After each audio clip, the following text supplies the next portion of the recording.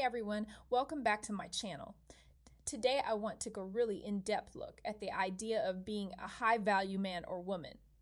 This is a concept that comes up a lot these days in dating advice and self-help content. I think there are some valid discussion points mixed in with some problematic assumptions that are good for us to recognize and unpack. There's a lot of nuance to cover. So stick with me for a longer video today as we dive into this complex topic from multiple angles. First, let's talk about the possible merits of the high value concept and where some of the valid intentions might be coming from. Wanting a partner who has positive qualities like responsibility, emotional maturity, integrity, and good values generally is understandable. Most people would say they want those attributes in a romantic partner or spouse, pointing out that healthy relationships require compatibility in values, life goals, and efforts on both sides is also reasonable. No one wants to be in a one-sided relationship, so there are some valid starting points in this framework. However, reducing people's entire worth and value down to a narrow, predefined set of qualifications starts getting ethically questionable in my view. There is a difference between saying you want a caring, driven partner with good values versus assigning someone a definitive ranking or overall value judgment as a human being. Even if well-intended, putting people into rigid high value and low value categories based on a limited set of criteria runs the risk of turning subjective preferences into sweeping generalizations.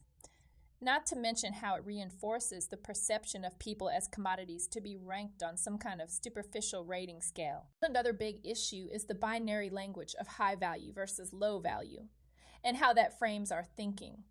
Kindness, moral courage, intelligence, integrity, determination.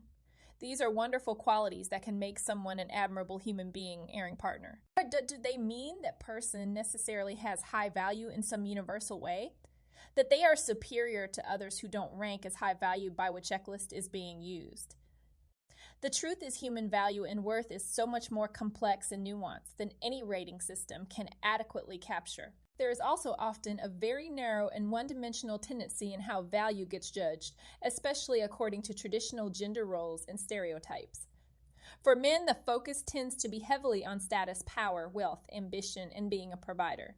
For women, it becomes much more about appearance, youthfulness, caretaking abilities, and aligning with conventional beauty standards.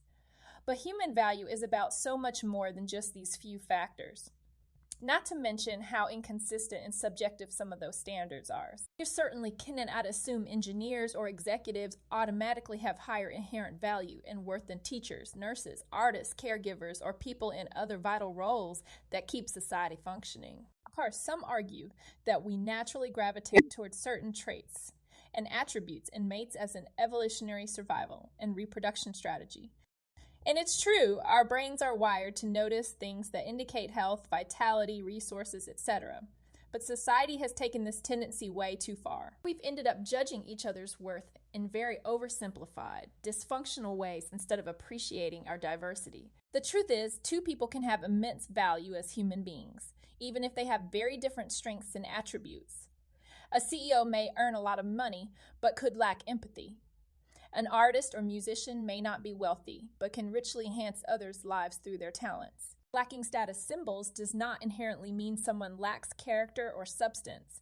And having prestige and material success does not automatically make someone high value if they are unkind or unethical. There are countless examples that defy such simplistic categorization. In summary, I think seeking positive trait in a romantic partner is understandable and reasonable.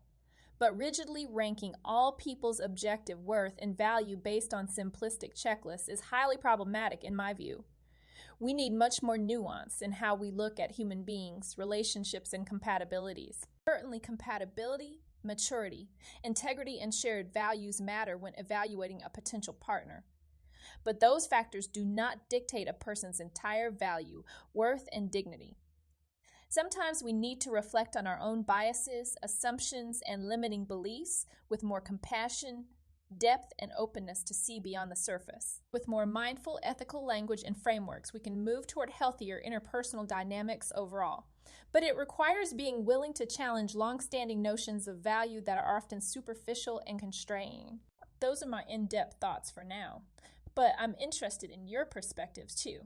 Let me know your thoughts on this heated debate in the comments. And if you found this video helpful in providing a more balanced, nuanced take, be sure to like and subscribe to support mindful conversations here. Thanks for engaging with this complex topic.